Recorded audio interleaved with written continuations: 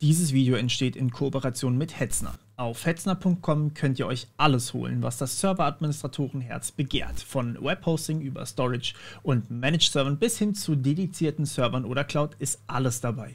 Für diese Tutorials nutzen wir einen dedizierten, sehr leistungsstarken AX41 Server mit 6 Kernen und 64 GB RAM. So kann ich euch alle Techniken zeigen, die ich euch zeigen möchte. Für viele Fälle machen aber auch schon kleinere Server durchaus Sinn. Mehr Informationen sowie eine grundlegende Tutorialreihe für die ersten wichtigen Schritte auf eurem Server findet ihr, wenn ihr auf den Link in der Beschreibung klickt. Viel Spaß! Einen wundervollen guten Tag, herzlich willkommen zurück zu unserer wundervollen Reihe zu Firewalls. Ursprünglich mal, mittlerweile eher gerade OpenSense und Proxmox auf einem einzigen Server. Wie gesagt, OpenSense setzt man häufig lieber auf einem separaten Server auf, damit man den Traffic waschen kann, der auch direkt zu Proxmox kommt. Machen wir hier anders, weil wir nur eine IPv4-Adresse benutzen wollen. Das haben wir letztes Video gemacht. Jetzt wollen wir allerdings noch eine weitere Sache machen, und zwar, wir wollen das Ganze auch mit IPv6 erreichbar machen. Denn ihr kennt die Problematik, IPv4-Adressen sind knapp. Ja, nicht jeder kann heutzutage eine IPv4-Adresse haben, weil die einfach ausgegangen sind. Wir haben zu viele Geräte im Internet und deswegen sollte man zumindest IPv6, das auch noch sehr viele andere Vorteile bietet, in seinem Server verfügbar machen. Aktuell können wir das aber nicht. Wir können nicht auf OpenSense zugreifen über IPv6. Wir können, wir können auf Proxmox zugreifen mit IPv6, aber intern in unserem Netz hier drin, in OpenSense Proxmox, in dieser Brücke VMBR0, da benutzen wir eigentlich die ganze Zeit nur IPv4. Und eigentlich sollte man viel lieber IPv6 benutzen und am besten sogar vielleicht nur IPv6 benutzen, irgendwann mal, damit wir alle kollektiv dahin umsteigen. Deswegen wollen wir hier einmal ganz kurz IPv6 umsetzen oder aufsetzen. Und dazu gehen wir auch nochmal hier ganz kurz in unsere Shell in Proxmox rein. Ich werde die mal eben tatsächlich woanders drin öffnen, damit wir das als separates Fenster haben, weil ich die ein paar Mal zu und wieder aufmachen muss. Und so ist das Ganze ein bisschen einfacher. So habe ich nämlich hier einfach meine Shell und kann da drin tippen und ihr könnt das direkt mitverfolgen. Als allererstes wollen wir Folgendes machen. Wir editieren die Datei in etc hosts. So. Und haben hier unten noch eine Sache nicht gemacht. Wir haben hier oben nämlich gesetzt den proxmox.the-morpheus.bit bei dieser IP-Adresse hier. Und hier unten haben wir das nicht getan. Wir müssen den Eintrag hier auch noch ein kleines bisschen anpassen. Und dazu müssen wir uns erstmal überlegen, okay, welche IP-Adressen haben wir denn? Und dann schauen wir einmal ganz kurz hier in unser ENP9S0 rein. Hier drin sehen wir, IPv4 haben wir alles soweit gesetzt, passt ganz gut. IPv6 sieht jetzt so aus. Wir haben die 2A01, wir haben 4F9, wir haben 6B und 3503. Jetzt mache ich mal Folgendes. Wir wissen, dass bei IPv6 hier vorne alles in Hexadezimal erlaubt ist. Das heißt, wir können hier von 0000 bis FFFF jeweils in jedem Block alles haben. Und hier schauen wir uns mal ganz kurz an, wie viele Bits wir denn dafür brauchen. Ja? Wir sind hier bei Werten von 0 bis F. Also ich mache mal einfach nur ein F, damit wir sehen, was das eigentlich ist. Ein F kann Zahlen von 0 bis eigentlich 15 erreichen. F steht für 15, während A steht für 10, B steht für 11, C für 12 und so weiter und so fort. Ihr kennt Hexadezimal vielleicht. So, das heißt, ich habe hier eigentlich 4 Bit, die ich mir quasi reservieren muss. Ja? Um die größte Zahl darzustellen, F, muss ich eigentlich 15 darstellen. Also wenn ich 15 darstellen möchte, brauche ich eine 1, ich brauche eine 2, also ich brauche ja mehr als 2, das ist jetzt die 3, die kann ich mit 2 Bit maximal darstellen, das ist die größte Zahl, die ich darstellen kann. Jetzt habe ich hier eine 4, müssen ja immer Zweierpotenzen, also 1 plus 2 plus 4 wäre in dem Fall 7, das heißt, ich kann immer noch nicht alles darstellen, und 7 plus 8, das wäre 15. Das heißt, ich habe hier 4 Bit. So, jetzt ist jeder Block maximal FFFF groß. Das heißt, ich habe hier 16 Bit für jede IPv6, für jeden Platz oder jeden Block eigentlich zwischen den Doppelpunkten. Und das wird wichtig. Also jeder Block 16-Bit. Das war quasi die ganze Herleitung, die ich euch geben wollte. Und jetzt sehen wir hier, ich habe einen Block, ich habe noch einen Block. Übrigens, wenn hier nur 3 Sachen stehen, dann sind da halt noch Nullen dabei. Ja, die führenden Nullen kann man weglassen. Ist wie bei uns auch. Ja, wenn ich hier, wenn ich 100 schreiben möchte, muss ich auch nicht 0100 schreiben. Das sollte ich hier nicht machen, aber wenn ich 100 schreiben möchte, muss ich nicht 0100 schreiben, sondern ich kann einfach 100 schreiben. Ja, das macht man hier bei IPv6 auch. Das heißt, hier steht technisch gesehen 04F9. Also ein Block 16-Bit, zweiter Block 32-Bit, nochmal ein Block und nochmal ein Block sind 64-Bit. Und danach kommen 2 Doppelpunkte. Das heißt, ich fülle hier einfach nur mit Nullen auf. Denn ich habe hier ein Subnetz 64. Das heißt, fest ist nur das hier vorne. Der Rest hinten dran, den darf ich frei wählen. Den darf ich so nehmen, wie ich das möchte. Und das ist geil. Denn ich habe hier für meinen Server nicht eine IPv6-Adresse, sondern 2 hoch 64. Und das ist schon ziemlich cool, weil ich da wirklich sehr, sehr viel Auswahl habe. So, was wir jetzt also anders machen als bei IPv4, um auf meine Herleitung wieder zurückzukommen, wir müssen hier gar nicht irgendwelches Nutting betreiben. Wir müssen hier nicht eine Adresse an alles zuweisen, sondern wir haben wahnsinnig viele Adressen. Wir können die nicht mal alle festlegen eigentlich. Und genau deswegen machen wir das auch anders. Deswegen müssen wir hier gar nicht weiter nachdenken, sondern weisen einfach unserer OpenSense eine IP-Adresse zu, unserem Proxmox weisen wir eine IP-Adresse zu und den Rest lassen wir quasi verfallen. Wir können das übrigens auch schon mal ganz kurz uns angucken. Denn wir sind ja hier oben aktuell gerade über die IPv4-Adresse drauf auf dem Server. Wir wollen aber am Ende auch auf Proxmox über eine IPv6-Adresse drauf zugreifen können. Das heißt, wir wollen hier oben quasi diese IP ersetzen.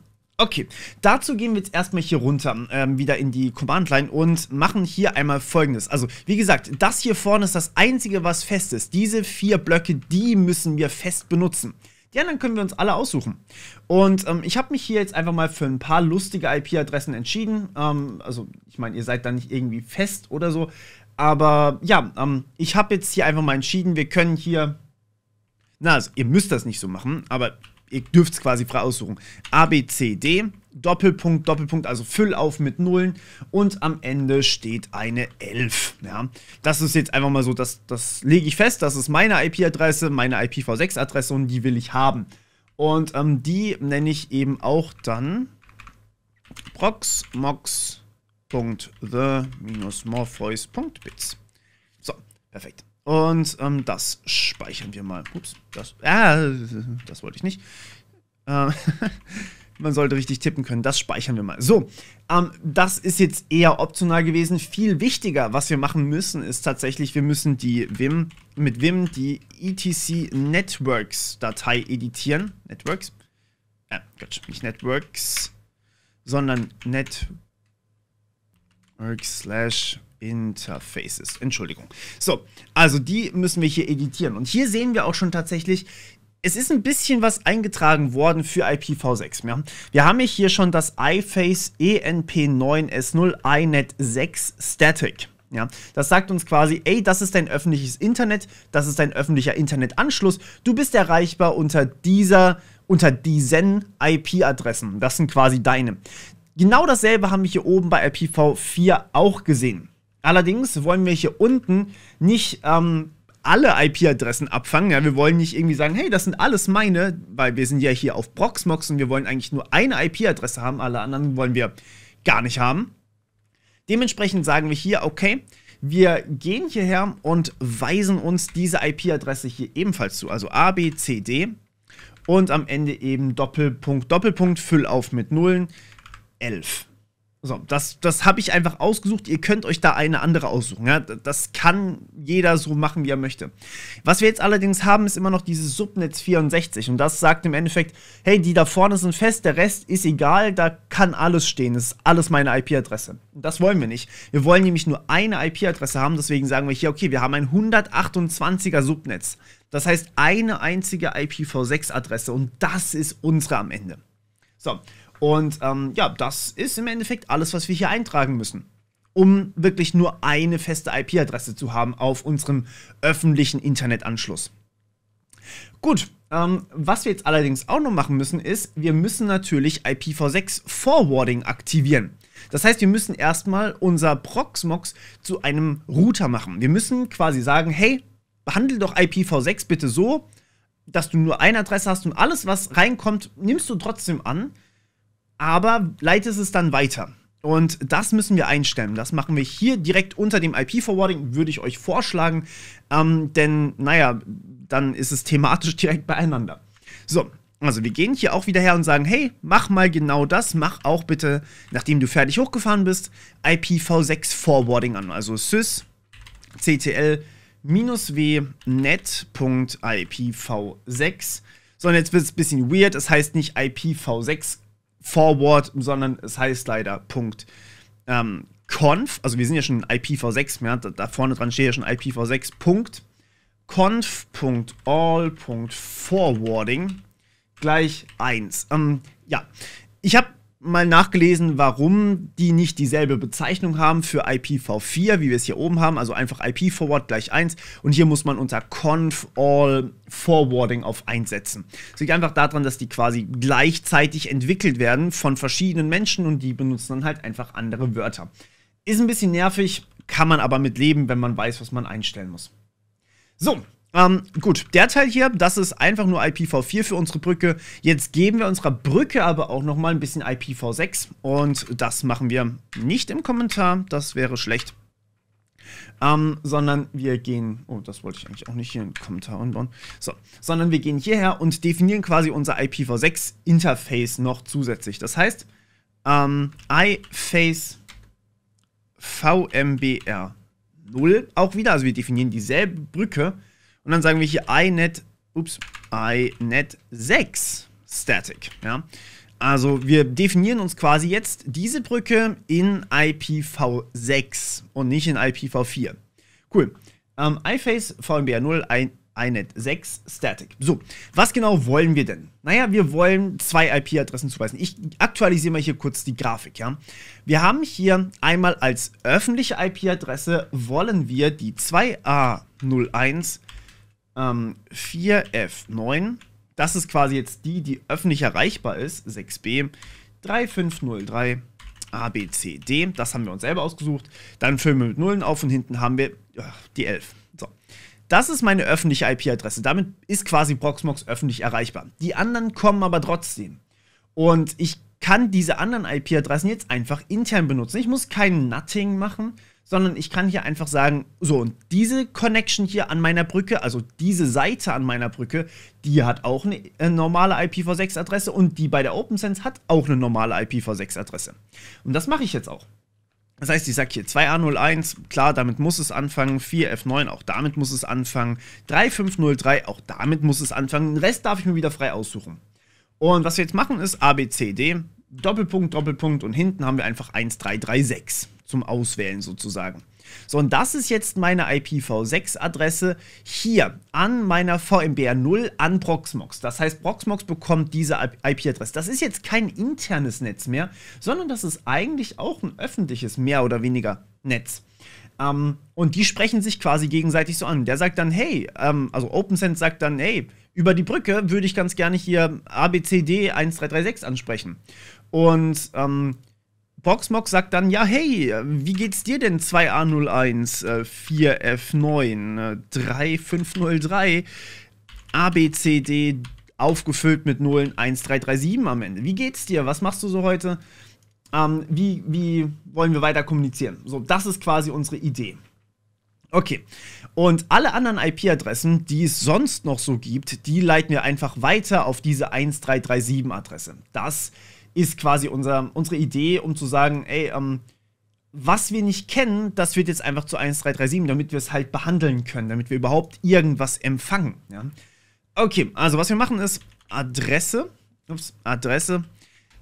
setzen wir auf 2A01, also unsere Adresse von Proxmox jetzt, 4F9, 2A01, 4F9, 6B, die wird sich übrigens bei euch natürlich unterscheiden, denn ihr habt wahrscheinlich ein anderes 64er Subnetz, also bei euch wird sich hier vorne irgendwas unterscheiden, aber hinten könnt ihr, wie gesagt, auch frei wählen. In meinem Fall wäre das, wie gesagt, dieses ABCD, Doppel-Doppel 1336.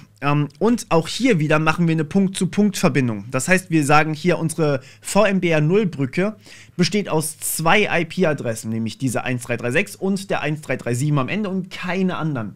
Das heißt, wir haben nicht ein 128er Subnetz, da ist nur eine Adresse drin, das wollen wir nicht, wir wollen 2 haben, sondern wir haben eben ein 127er Subnetz. Und da können 2 IP-Adressen rein, nämlich die 136 und die 137. Okay, so, das wäre einmal, wir weisen uns eine IPv6-Adresse zu.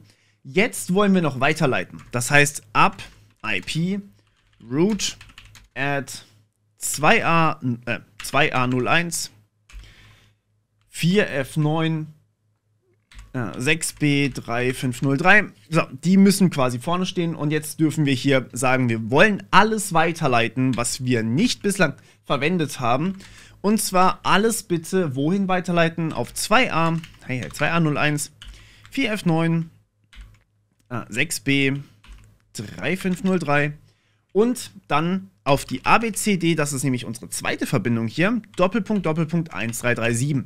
Das heißt, alles, was jetzt nicht 1336 ist, das wurde ja vorher quasi abgegriffen und dieses 11 am Ende wurde auch vorher abgegriffen. Alles andere wird jetzt weitergeleitet auf 1337. Cool. Und ja, damit haben wir im Endeffekt schon alles, was wir brauchen.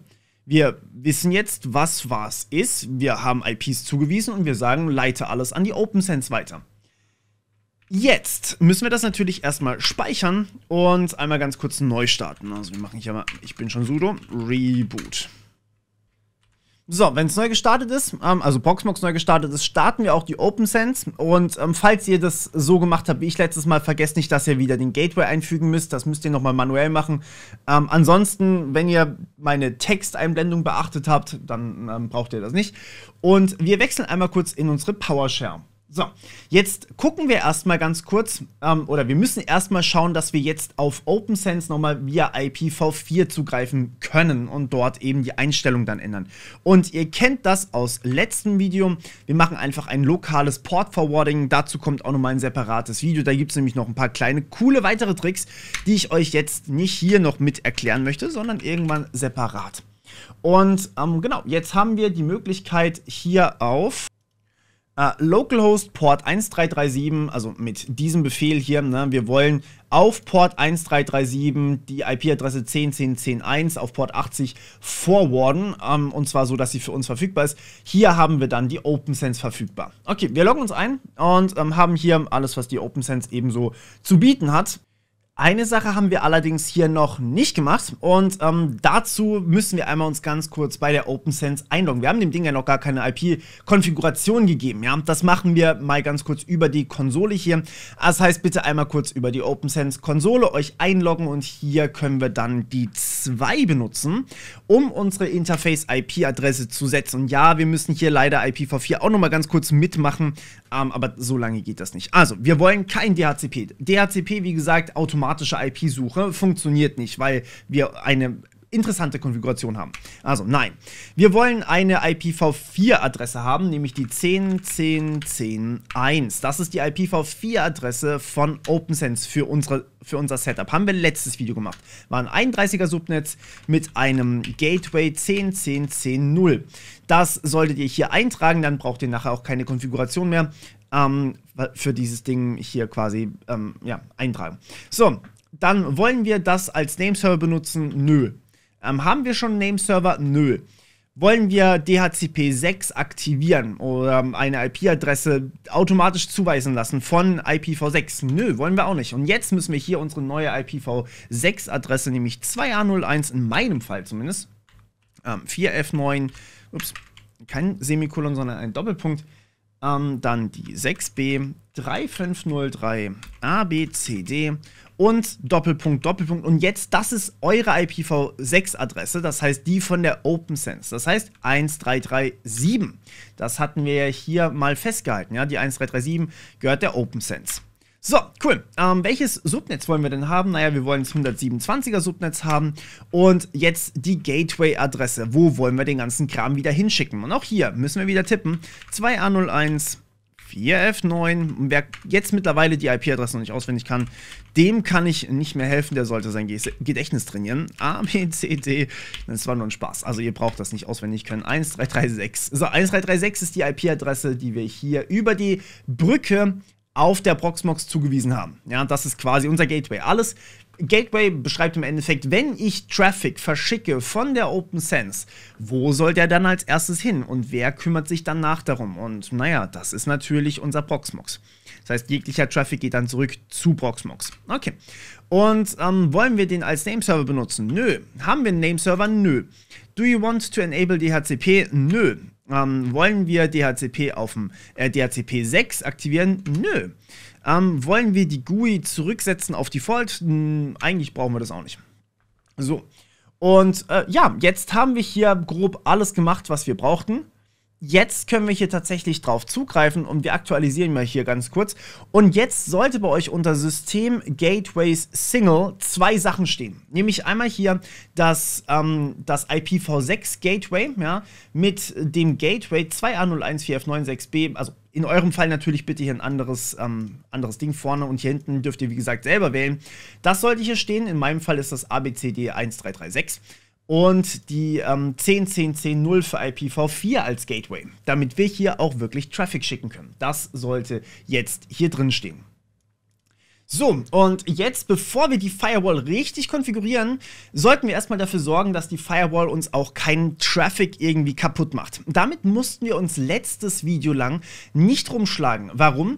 Weil OpenSense merkt, aha, es gibt ja gar kein anderes Interface, also kann ich einfach mal den ganzen Traffic durchlassen. Ja? Das hat bei IPv4 ganz gut geklappt. Hier wurde also nichts gefiltert. Bei IPv6 ist das anders in der Standardkonfiguration. Hier kann es passieren, dass doch einiges gefiltert wird und deswegen gehen wir hier einmal ganz kurz auf die Rules für das WAN, also für das Wide Area Network, für das ja quasi jetzt mit Proxmox verbunden ist. Ja, ich schreibe das nochmal hier ganz kurz hin. Das ist für die OpenSense das WAN auf dieser Seite. Das LAN, also das Local Area Network, das kommt nächstes Mal. Okay, und hier wollen wir jetzt vorerst, ja, das ist keine Konfiguration, die ihr so online lassen solltet, wenn ihr da Webseiten drauf laufen lasst. Wir wollen vorerst jeglichen Traffic zulassen. Das heißt, wir sagen hier Action Pass, also wir machen eine neue Firewall Rule und sagen Action Pass, lass alles durch und mach das sofort, lass es auf dem WAN zu und zwar Direction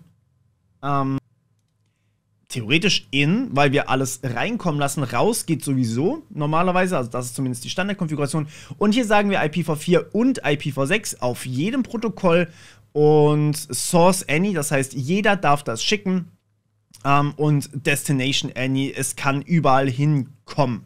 So, und dementsprechend sagen wir hier auch, wir ja, genau, speichern uns das. Und damit haben wir quasi unsere Firewall nicht deaktiviert. Sie läuft noch im Hintergrund, aber sie hat nichts mehr zu tun. Weil diese Regel hier besagt, und das ist die einzige Regel, lass alles durch.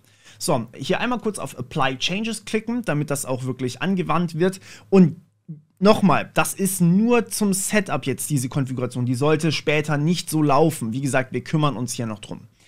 Okay, und ja, jetzt haben wir eigentlich alles gemacht. Lasst mich noch eine Sache nachgucken. Ich bin mir gerade nicht mehr sicher, ob wir das so, nach einem kurzen Internet-Hitzeausfall sind wir wieder da und ich kann endlich nachgucken, was ich nachgucken wollte. Jetzt habe ich aber vergessen, was es war. Ich glaube, es war das unter Interfaces WAN. Ja, das Wide Area Network, das kann man hier auch einstellen. Und wir haben hier Static IPv4, IPv6, MAC-Adresse MTU brauchen wir nicht. IP-Adresse 10.10.10.1, genau. Das ist auch für euch, dass ihr das nochmal kurz checken könnt. Der Upstream Gateway ist die 10.10.10.0, das ist richtig. Und hier haben wir die 1.3.3.7, 127er Subnetz, hier ein 31er, das ist wunderbar. Und der Upstream Gateway ist die 1.3.3.6. Perfekt, das ist genauso, wie ich das wollte. So, und jetzt können wir mal gucken, ob wir nicht tatsächlich hier alles uns ansehen können. Ja? Wir fangen an, wir fangen vorsichtig an, damit ihr es bei euch auch vernünftig debuggen könnt, okay? Das heißt, wir gehen hier erstmal in Proxmox, beziehungsweise nee, wir gucken erstmal nach Proxmox. Proxmox hat, wenn wir hier unter Netzwerk gehen, die IP-Adresse, die hier mit der 11 hinten. Die können wir uns kopieren und wechseln dann mal einmal eben in eine neue PowerShell. Und wir geben hier einmal diese IP-Adresse ein und pingen die. So, und wir sehen, da kommt was zurück. Das heißt, Proxmox ist erreichbar für uns. Das ist wunderbar. Ja, dann gucken wir mal von Proxmox aus. Wir gucken in die Shell rein und überprüfen direkt mal, was können wir denn von Proxmox aus machen. Können wir über IPv6, können wir zum Beispiel 2600 Doppel pingen. Die haben einfach quasi gesagt 2600 0000 0000 und so weiter und so fort, halt immer mit Nullen hinten. Und zum Pingen eignet sich das unfassbar gut, weil ich halt nur 4 Zahlen eingeben muss und dann 2 Doppelpunkte. Deswegen pingen wir jetzt die. Das ist einfach irgendeine öffentliche Adresse. Ich glaube, die gehört irgendjemandem in Amerika, aber ist nicht so dramatisch. Also das funktioniert auch. Das ist gut. Das heißt, Proxmox ist über IPv6 einigermaßen erreichbar. So, jetzt wollen wir natürlich das interne Netzwerk testen. Und hier wollen wir über dieses VMBR0 und OpenSense anpingen. Und das gucken wir auch mal. Das heißt, wir pingen jetzt hier nicht 2600, sondern wir pingen die 2A01. Jetzt müssen wir tatsächlich tippen. Die 2A01 4F9 6b war das 3503 Doppelpunkt 1337 und das wäre Hop-Limit exceeded. Gut, das heißt, von Proxmox erreichen wir die OpenSense noch nicht. Lasst uns mal eben gucken. Was passiert denn, wenn wir von Proxmox was pingen? Da gehen wir einmal kurz in die Konsole rein und holen uns die Shell und pingen hier, Pyong, man kennt es, den Pyong-Befehl 2A01 4F9 6B 3503 ABCD Doppelpunkt 133. Oh! Moment, 1337 war mein Proxmox, oder? Nee, war eigentlich OpenSense. Ja, stimmt. 1337 ist OpenSense.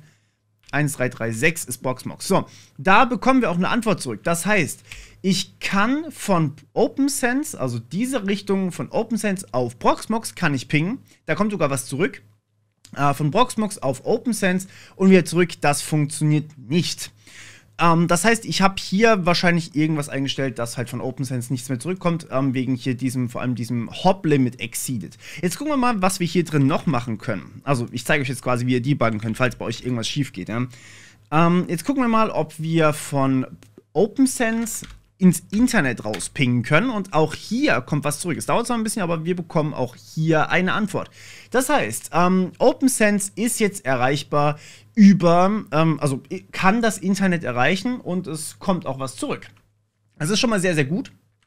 Wir wechseln mal eben wieder zurück in die Command-Line oder halt in die PowerShell-Terminal, was auch immer ihr benutzt, und pingen hier mal direkt die OpenSense, also 4F9 6B 3503 und ABCD Doppelpunkt 1337. Das ist direkt jetzt gepingt von mir zu Hause quasi an die OpenSense.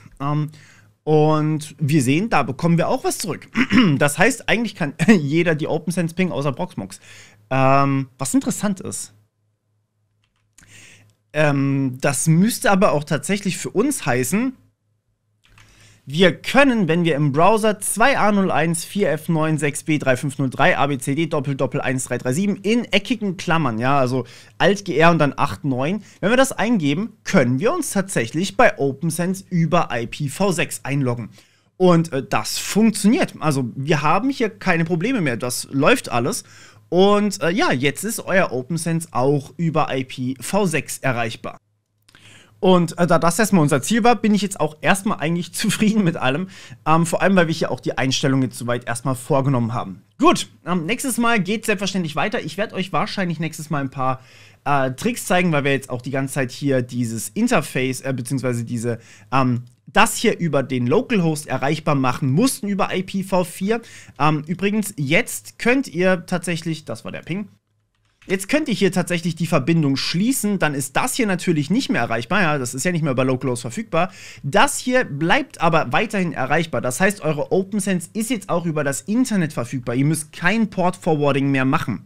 Ja, das ist eigentlich einer der Hauptvorteile. Ihr müsst quasi das Ganze nicht mehr hinter ein privates Netzwerk stellen. Also das hier ist öffentlich. Ja? Jeder kann jetzt hier die 1337 aufrufen. Ihr könntet das theoretisch auch hier bei der OpenSense machen. Deswegen muss ich die jetzt sofort wieder runterfahren, damit niemand von euch Schlaumeiern auf die Idee kommt, hier irgendwas dran rumzupfuschen. Okay, ja, und dann natürlich das Passwort ändern. Gut, das war's von meiner Seite. Ich hoffe, es hat euch gefallen soweit und wir hören uns wieder beim nächsten Mal. Bis dann, ciao.